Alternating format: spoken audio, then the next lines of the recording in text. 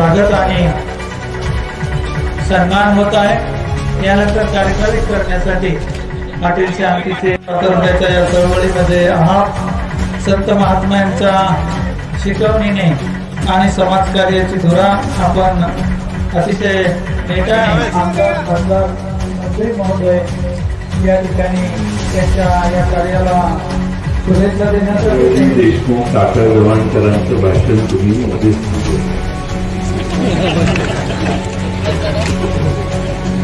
त्याचा शोध नक्की मी नंतर घेईन,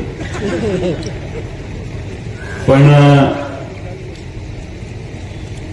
100 वर्षाचं आयुष्य आणि 100रीतही खडे बोल सुनावण्याच्या प्रकृतीचा गुढ आपणा सर्वांच्या मनात असेल असं मला वाटतं की 100 वर्षानंतरही वयाची 100 झाल्यावरही एखादी व्यक्ती एवढे कडक शब्द, स्पष्ट शब्द, स्पष्ट विचारात मांडू शकते असा माणूस मी आजपर्यंत बघितला नाही।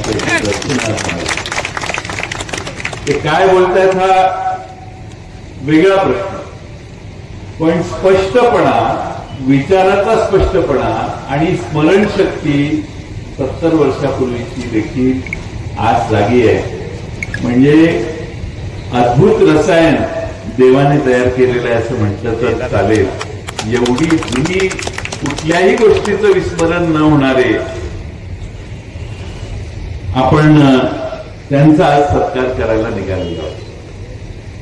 खरं म्हणजे हा कार्यक्रम आदरणीय पवार साहेबांच्या उपस्थितीत होता।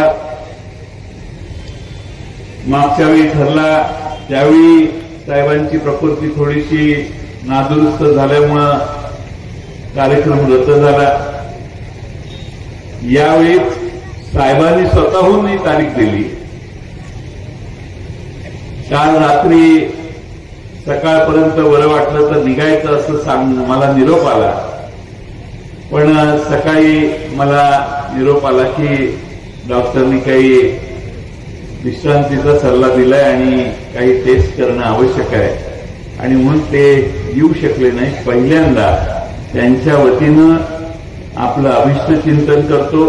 आपल्या 100रीला त्यांच्याकडून शुभेच्छा देत असताना मला विश्वास आहे की त्यांच्यासाठी आपण त्यांना मानपत्र जे दिले ते त्यांना पोहोचवूच आम्ही, पण त्यांच्या वतीनं सकाळी मला सांगण्यात आलं की मनपूर्वक शुभेच्छा सांगा। मी येऊ शकत नाही याची मला खंत आहे, थोडासा बरा असतो तरी मी आलो असतो आणि म्हणून माझ्या वतीनं माणिकरावजी टाकळ गव्हाणकर साहेबांचा शुभेच्छा देऊन त्यांना आपण माझ्या वतीनं शुभेच्छा देतो। काळ बदललेला आहे, 100 वर्षाचा कालखंड त्यांनी पाहिलेला आहे। भारतीय पारतंत्र्य भारताचं पाहिले,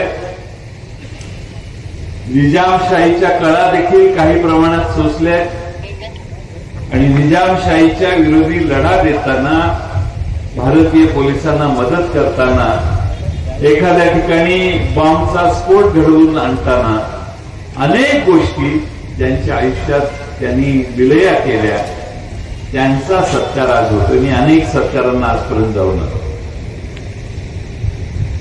अनेकांची मनोगत ऐकली,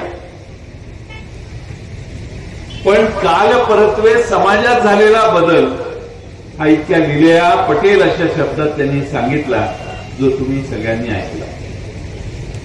त्यांच्या पुस्तकातही आहे, वर्तमानपत्रात त्याचं एक पॅराग्राफी आहे, त्या पुस्तकातला मी आपल्या माहितीसाठी वाचतो। आम्ही जे स्वातंत्र्याचे स्वप्न पाहिले होते ते असे नव्हते। आता आम्हाला खंत वाटते की आम्ही का आमच्या घरावर तुळशीपत्र ठेवून हा स्वातंत्र्याचा लढा लढलो। आजच्या पिढींना खरं वाटणार नाही, परंतु निजामाच्या काळामध्ये रात्री अपरात्री एखादी सुंदर स्त्री जिच्या अंगावर मौल्यवान दागिने घालून ती एका गावाहून दुसऱ्या गावात जात असे, तिच्या अंगाला केसालाही धक्का लावण्याची हिंमत त्यावेळेस कुणात नव्हती। एवढा पोलिसांचा धाक होता आज तो राहिला आहे का हा त्यांच्या मनोगतातला एक प्रश्न आहे.